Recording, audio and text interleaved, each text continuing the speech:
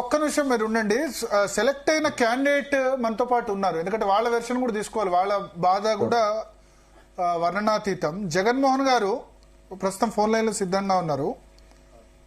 జగన్మోహన్ గారు నమస్తే సార్. నమస్తే. ఏంటి మీ వెర్షన్ ఏంటి ఇప్పుడు హైకోర్టు తీర్పు తర్వాత? ఇట్లా అంటే మనకు ఫస్ట్ 2011 నోటిఫికేషన్ వచ్చింది సార్. అప్పుడు తెలంగాణ రాకముందు. తర్వాత 2012 సార్ అన్నట్టు ఇట్లా పేపర్లు చింపారు అని అన్నారు కదా. తర్వాత 2012 తర్వాత మళ్ళా 2017 ఏమంటే కంబైన్డ్ గవర్నమెంట్ కాకుండా తెలంగాణ ఆంధ్రప్రదేశ్ ఏర్పడిన తర్వాత అయితే మా కళ ఏంటంటే 2012 తర్వాత రాకపోతే నేను మీకు మళ్ళీ ఎక్స్ప్లెయిన్ చేసి చెప్తాను క్రిషాంత్ గారు. 2012 నుంచి 2022 దాదాపు చెప్పండి. 2022 అంటే దాదాపు 11 సంవత్సరాల తర్వాత మన తెలంగాణలో తొలి నోటిఫికేషన్ గ్రూప్ 1 వచ్చింది.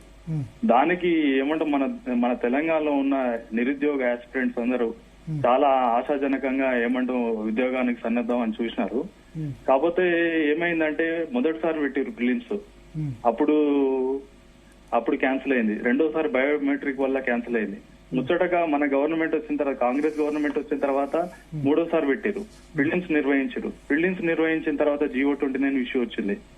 అట్లా దానివల్ల ఒక దాదాపు 20 నుంచి 34 కేసులు వేసారు. అవన్నీ క్లియర్ కాకముందే మేము ఎగ్జామ్ పోయేటప్పుడు కూడా సుప్రీంకోర్టులో కేసు వేసినప్పుడు అందరూ నిరుద్యోగులందరూ టెన్షన్ పడి ఆ రోజు ఇంగ్లీష్ ఎగ్జామ్ జరుగుతుంది, అయినా మేము ఎగ్జామ్ రాసినాము.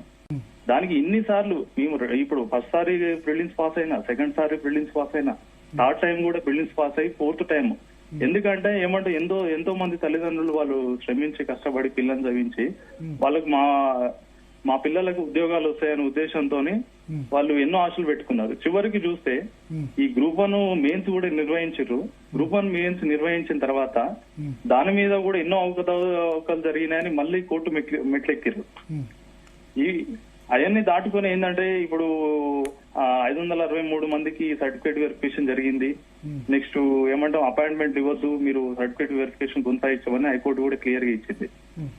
అప్పుడు మేమేమనుకున్నాం అంటే మాకు కంపల్సరీ వస్తుంది.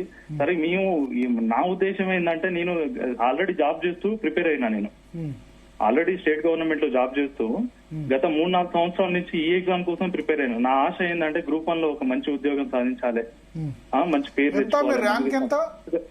సార్ నా ర్యాంకా సార్, మా జోన్ లో ర్యాంకు 223 సార్, నా జోన్ లో సార్. ఎందుకంటే నా ఆశ ఏంటంటే మంచి ర్యాంక్ తెచ్చుకోవాలి, సమాజానికి సేవ చేయాలనే ఉద్దేశంతో తెచ్చుకున్న. తర్వాత నేను ఇంగ్లీష్ మీడియం లో రాసిన సార్. కాకపోతే మా అశోక్ సార్ దేవుడు. ఎందుకంటే అప్పటి నుంచి తెలుగు మీడియం లా ఉన్నా కూడా నేను తెలుగు మీడియం అన్ని వీడియోస్ ఏమంటే రోజు క్లాస్ వినేది, మార్నింగ్ టైంలో వినేది. Next especially Telangana movement, Telangana history sir excellent చెప్తాడు క్లాసెస్ ఏదైనా. అంత మంచి నేను నోట్స్ రాసుకొని ప్రిపేర్ అయ్యి దాన్ని తెలుగు నుంచి ఇంగ్లీష్ కి ట్రాన్స్లేట్ చేసుకొని ఎగ్జామ్ రాసిన. నేను బేసికల్ ఫస్ట్ నుంచి 10th వరకు తెలుగు మీడియమే. కాకపోతే తర్వాత నేను 10th నుంచి ఇప్పటి వరకు ఇంగ్లీష్ మీడియంలో ఉన్నా కాబట్టి నాకు అది అలవాటైంది సార్. మీకు పేపర్ వాల్యుయేషన్ సరిగా లేని కారణంగా మీరు అనుకున్న పోస్ట్ సాధించలేరు అన్న ఫీలింగ్ ఏమైనా కలుగుతుందా మీకేమన్నా? సార్ నాకు ఏమంటాం, అవన్నీ జరిగిన తర్వాత నాకు కూడా అనిపిస్తుంది కనీసం నాకు ఇంకా బెటర్ పోస్ట్ వచ్చే అవకాశం ఉండే, కానీ ఆ బెటర్ పోస్ట్ రాలేదని కొద్దిగా నాకు డిసప్పాయింట్ ఉన్నది సార్. కానంటే ఒకటి, ఇప్పుడు తెలుగు మీడియం వాళ్ళకి సరిగ్గా వాల్యుయేషన్ చేయలేదు, 9% మాత్రమే టోటల్ సెలక్షన్ లో ఉన్నారు, ఇంగ్లీష్ మీడియం వాళ్ళకి అడ్వాంటేజ్ జరిగింది దీనిలో అన్న ఆరోపణ, దాని మీద ఏమంటారు?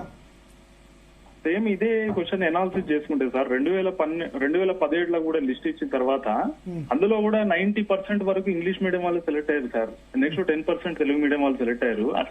అట్లా కాకుండా మొన్న కూడా TGPSC కూడా ఏమంటాం ఇట్లా రిక్వెస్ట్ ఇచ్చారు సార్, తెలుగు మీడియం తో పాటు ఇంగ్లీష్ మీడియం ఈక్వల్ గా చూసి ఎవాల్యుయేషన్ చేయాలని దరఖాస్తు కూడా ఇచ్చారు. అది పట్టించుకోకుండా కూడా TGPSC మళ్ళీ అట్లా ఇంగ్లీష్ కి బయాస్ కావడము, అదొకటి కొద్దిగా నెగిటివిటీ వచ్చింది సార్. తెలుగు మీడియం అభ్యర్థుల్లో కూడా మంచిగా రాసిన వాళ్ళు ఉన్నారు, చాలా మంది ఉన్నారు, ఈవెన్ ప్రొఫెసర్లు ఉన్నారు, మేధావులు ఉన్నారు. నెక్స్ట్ ఎక్కువ ఏమంటాం MSc PG చేసిన వాళ్ళు కూడా ఉన్నారు. వాళ్ళు చదువుకొని రాసినా వాళ్ళకి మార్కులు తక్కువ పడడం జరిగింది సార్ ఇంగ్లీష్ మీడియం తో. మీ ఉద్దేశంలో ట్రాన్స్పరెంట్ గా జరిగిందా మొత్తం ప్రాసెస్? మీకేమనిపించింది? ట్రాన్స్పరెంట్ అంటే నేను ఎగ్జాక్ట్ చెప్పలేను సార్, అది ట్రాన్స్పరెంట్ జరిగిందా లేదా అనేది. అంటే విజయ్ ఒకసారి చరణ్ కౌశిక్ గారు తీసుకుందాం, కాంగ్రెస్ వెర్షన్. చరణ్ కౌశిక్ గారు విన్నారు కదా, సెలెక్ట్ అయిన క్యాండిడేట్ కూడా అసంతృప్తిలో ఉన్నాడు. ట్రాన్స్పరెంట్ గా జరగలేదు అంటారు. ఇప్పటి వరకు మనం మాట్లాడిన